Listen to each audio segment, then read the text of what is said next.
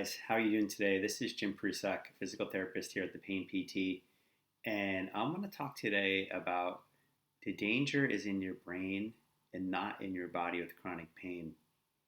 And this distinction is really important to understand if you're going to practice this approach of using your brain and nervous system to heal.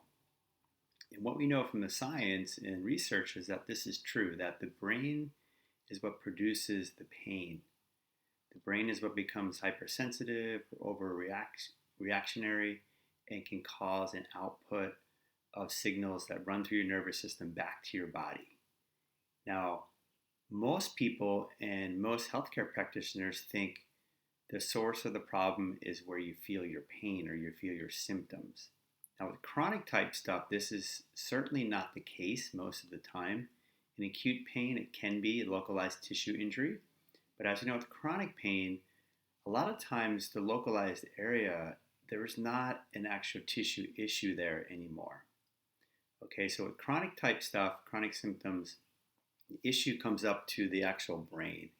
Okay, because that's the area that's perceiving danger. Now, if we take the most classic example of the brain producing pain and producing symptoms, we think of an amputee who lost a limb. Now, the brain is perceiving danger there because it's not able to locate that limb anymore, and so it's reacting. And that reaction is giving us phantom limb pain in the area of the body where the limb used to be. So the limb is no longer there. The person feels the pain that's still there. That proves that the pain is coming from the brain. Otherwise, it's not possible. The limb is gone. Let's say the ankle or the foot or even the knee is not there anymore. So what we see with chronic pain is there's a danger reaction or threat reaction in the brain. Now, the question is, what is causing this danger? What is the perceived danger or perceived threat? Because a lot of times with chronic type stuff, there isn't real danger or real threat anymore. Okay, there may have been real danger or a real threat at some point earlier when the pain started. Now, the thing we need to understand also is that the danger or threat may not have been physical from the outset. It may have been. There may have been a physical injury or physical damage at some point that was acute, and the pain continued on and became chronic. We don't see that often. 80+% of people recover from normal type injuries as the body heals. What we see with chronic stuff for 20% of the people is this hypersensitive brain that's perceiving danger or threat.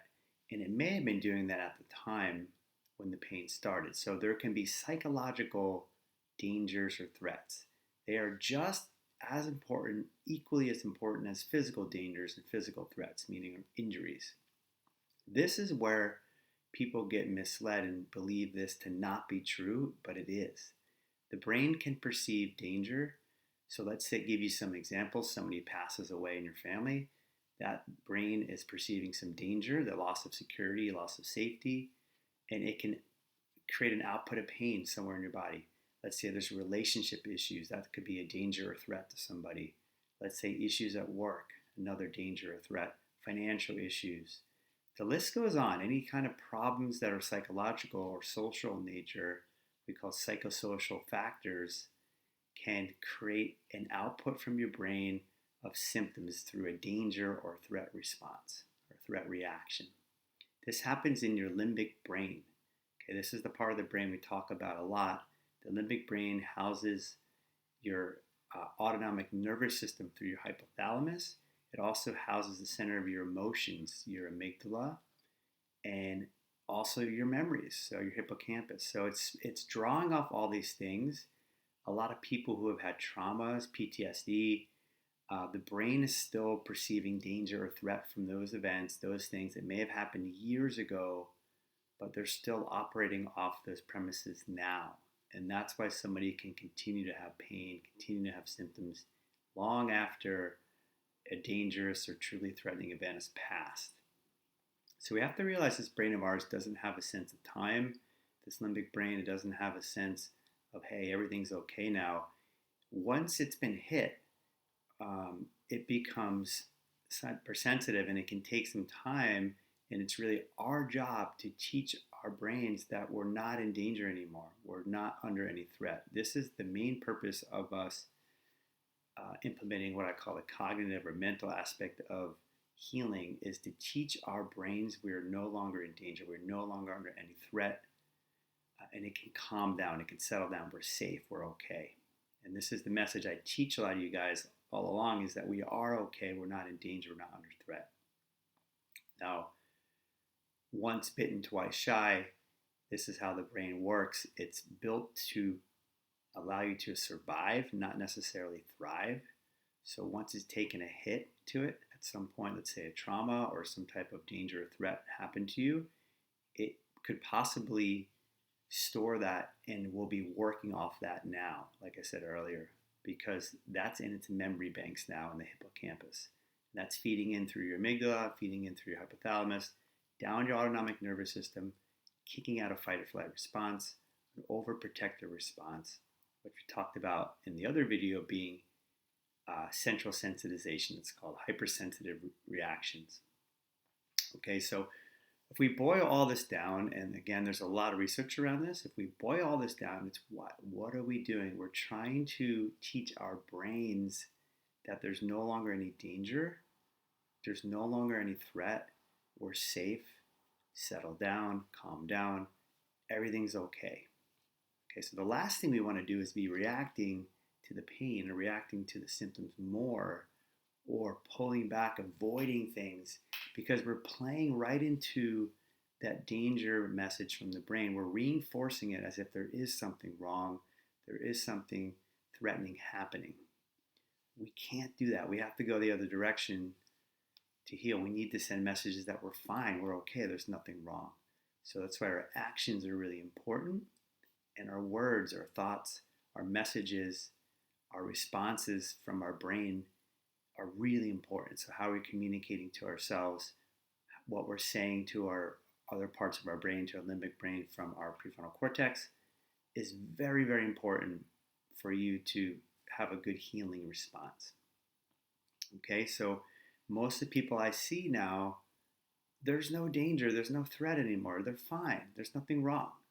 Okay, it's just that their brain is still perceiving danger or threat.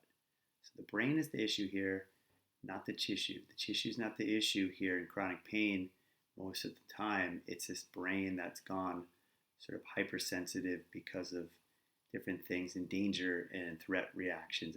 It's kicking out.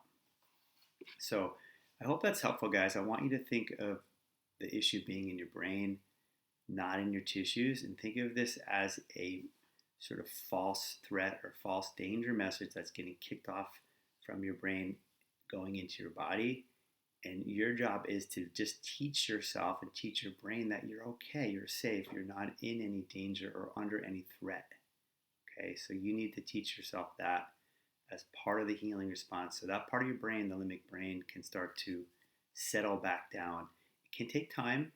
It doesn't always happen overnight, but it can happen overnight. I've seen it. So your job is each and every day is to teach yourself that, and to recognize that 99% of the time there isn't really any danger, there isn't really any threat, and we need to live from that place of being normal, acting normal, sending messages that we're fine, we're okay, there's nothing wrong, and we need to keep reinforcing that for however long it takes until that limbic brain gets the message that you're okay and you're safe, and then it's going to quiet down, then you're going to start feeling some relief.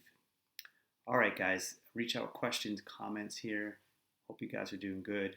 If you need more support on your journey, I'm here in a consulting fashion, and you can find me at thepainpt.com. And until next time, I'll talk to you guys soon. Bye-bye.